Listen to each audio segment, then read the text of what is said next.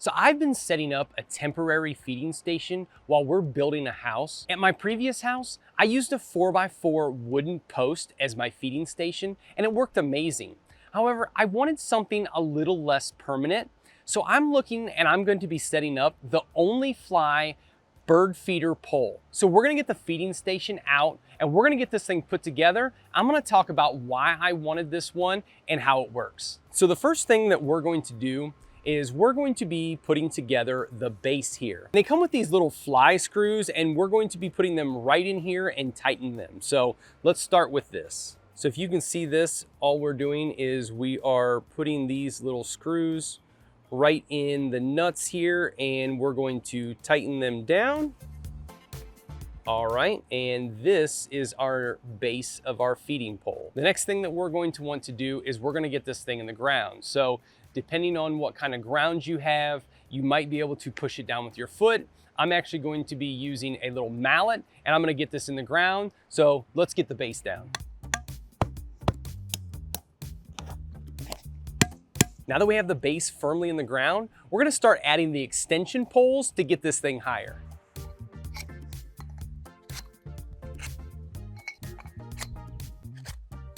So now that we have all the poles up and as high as it goes, we can now start to put in each of the wing nuts and tighten this thing up.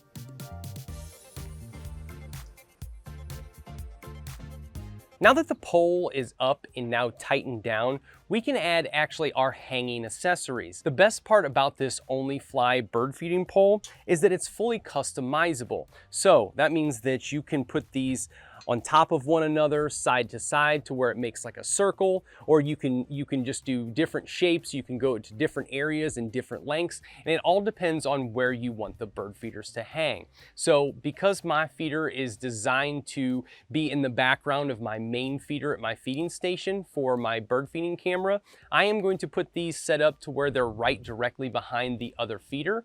But again, the best part about this feeding pole is that it's customizable depending on where you want your feeders.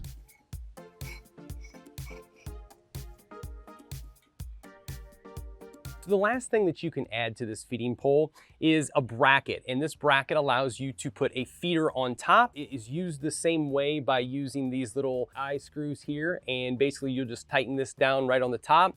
And depending on the type of feeder that you have, if you have a wood feeder or some kind of feeder that has a base plate here, you can attach the base plate directly to the side. You can also directly put it on the top, so it gives you a couple different mounting options for the feeder at the top of the pole. All right, so finally, the top of the feeding pole also has a spot that you can put an extra feeder. So for me, I'm gonna put this little hanging platform feeder. I'm gonna actually remove the hanging things here. They've been kind of trying to come off for quite a while. Basically, I'm going to screw this onto the bottom here, and then it's going to sit right on the top of the feeder. So let's get that done.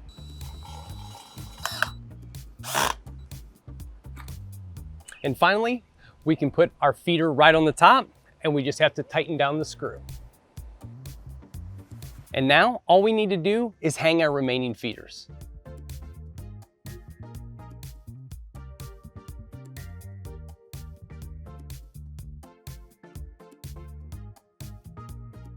And that's it.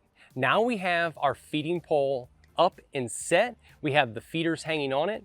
I will tell you that I have not yet added a squirrel baffle. That is definitely something that I'm going to be adding to this.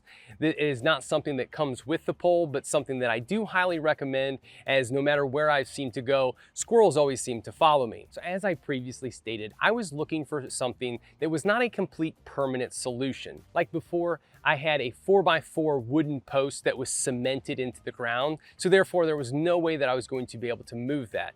This I'm able to move, and when we move into our new house, I can just take the feeding pole with me. One of the things that I really liked and kind of why I purchased this to begin with was how tall it is. So it is 90 inches total, and with the top of the bird feeder, that is all the way at the 90 inches at the top.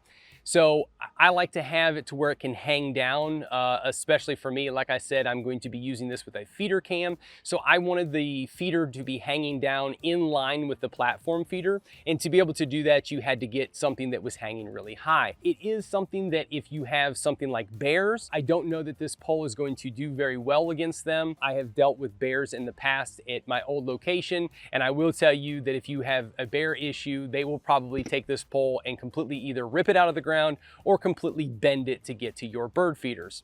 However, if you're just dealing with squirrels and normal rodents or mice and stuff like that, the pole is going to be perfect and you're not going to have any issues. Again, like I said, I like the fact that it was so high.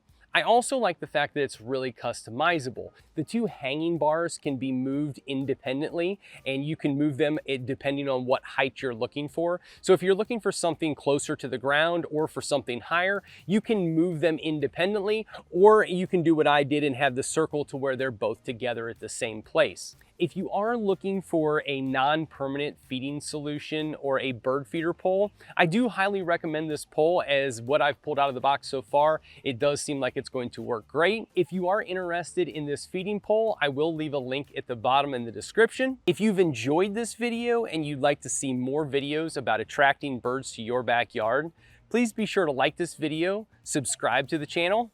Until next time, get out and get birding.